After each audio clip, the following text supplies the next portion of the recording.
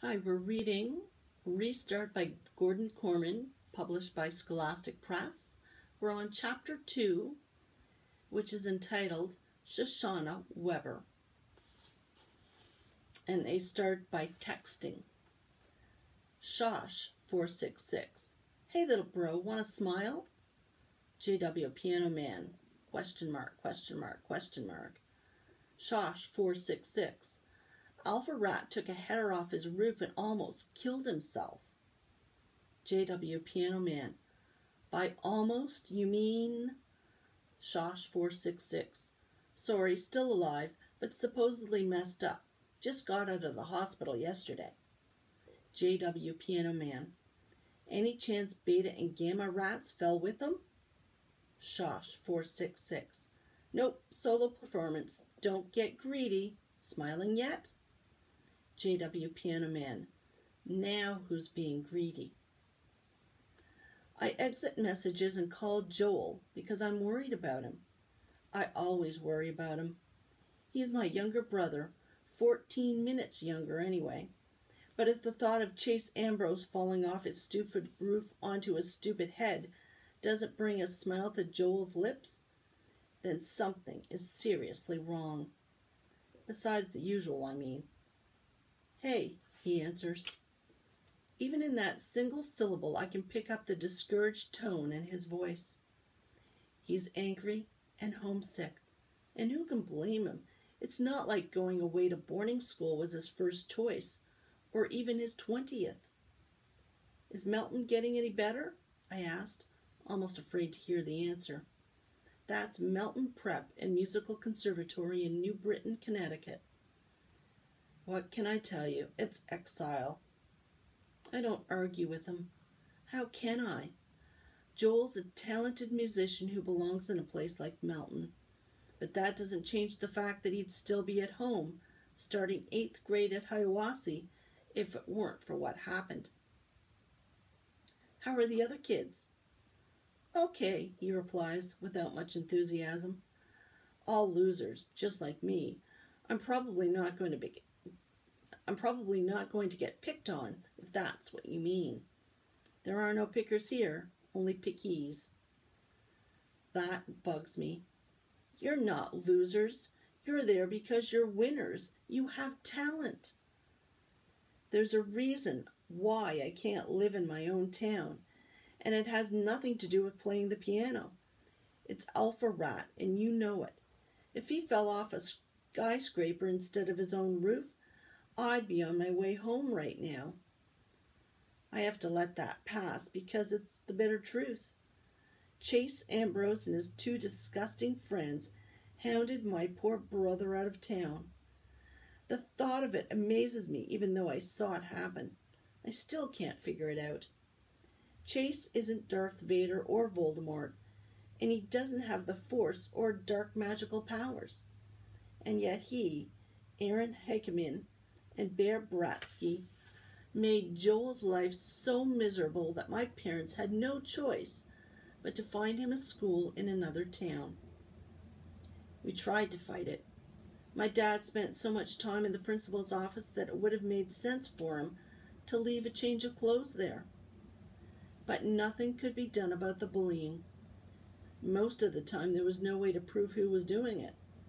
A random foot tripping Joel up in a crowded hall, a shoulder rammed into his chest that sent him sprawling. Sorry, man, didn't see you. Dog poop pushed in through the vents of his locker, his clothes mysteriously disappearing from the changing room to be replaced by a rabbit suit. When a science project wound up smashed or a painting ruined in the art room, it was always Joel's. On the night of the talent show when the fire alarm was pulled, it was during Joel's piano performance. It started with just Chase, Aaron, and Bear. Eventually, though, it spread. The other kids, well, they couldn't help but notice that every time someone was making a fuss or protesting, stuffed into a locker or mummified with toilet paper, it was my brother. Before you knew it, Joel was a school victim in the school joke. His life was practically unbearable. Who do you blame? The principal? Dr. Fitzwallace did what he could, but most of the time there wasn't any evidence. Sure, he could make the occasional try. There was this time Chase chucked a lacrosse stick at Joel's bike, and the butt end got jammed in the spokes.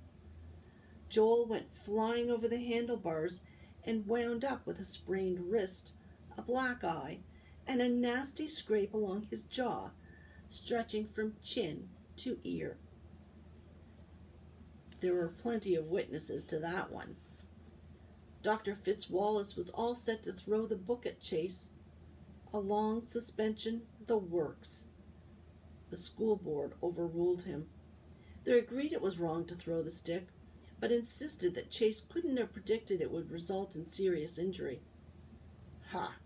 The real reason was that Chase was the town's sports hero, and the son of the last town sports hero. Chase's dad had a lot of admirers on that board, and my family didn't. The only time anyone was able to pin something on those three idiots, it had less to do with my poor brother than the fact that it cost the district money. At the big open house in May, Joel was invited to play piano. He's by far the best musician around here, even if none of the other kids appreciate it. Anyway, Chase, Aaron, and Bear planted 6 cherry bombs inside the school's baby grand, timed for the middle of the performance. I can still hear Joel scream when the big firecrackers went off, splintering the wood of the piano. I think that's part of what makes him such an irresistible target for the Chases of the world. They know they can always get a reaction out of him. After that, Joel couldn't even walk down a hall without a bunch of football players making fun of how scared he was.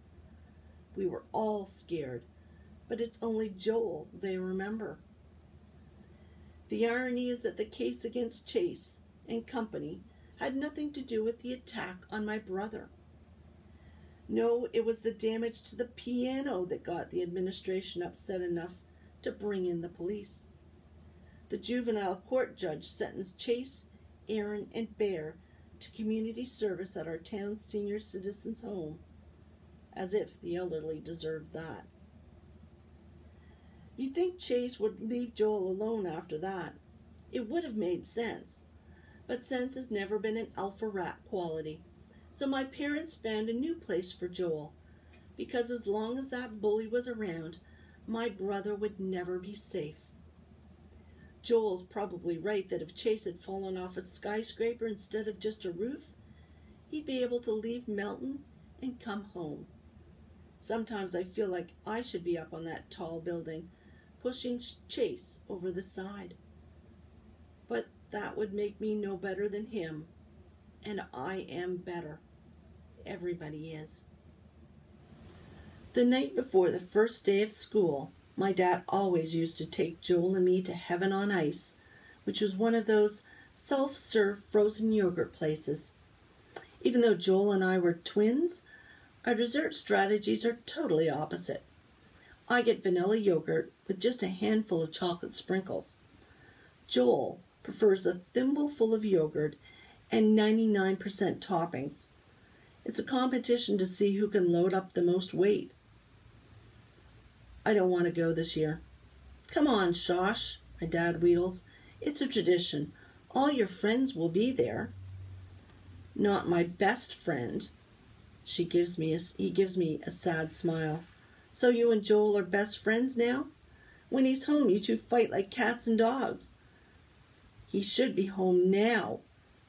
I know Dad's trying to help, but I'm determined to be miserable. We've been over this a million times.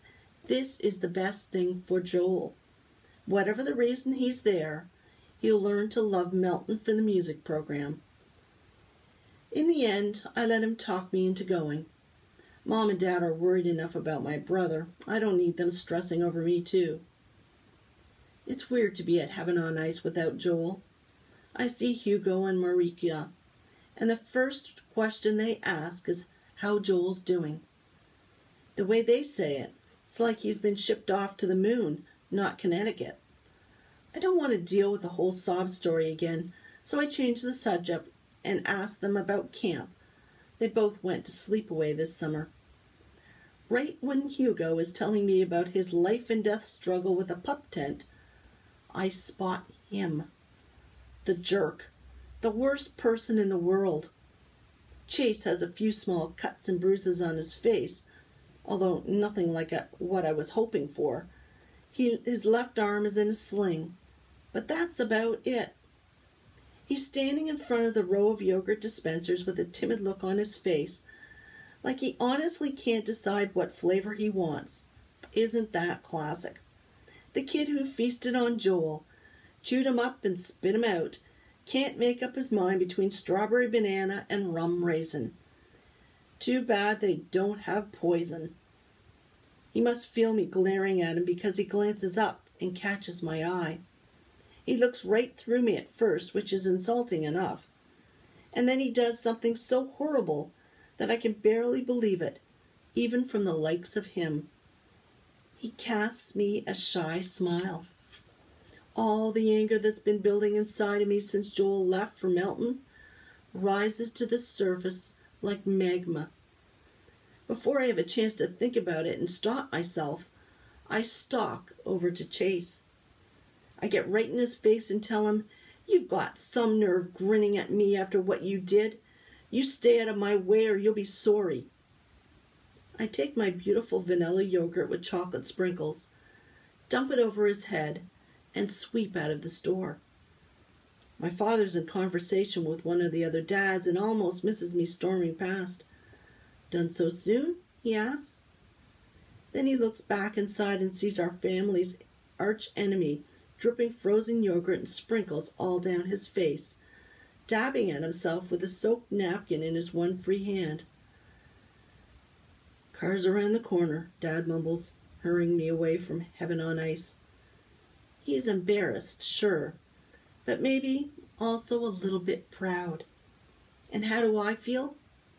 I thought there was nothing Chase could do to make me madder at him than I already am. Now I stand corrected. Every time I think about it, my blood boils a little bit hotter.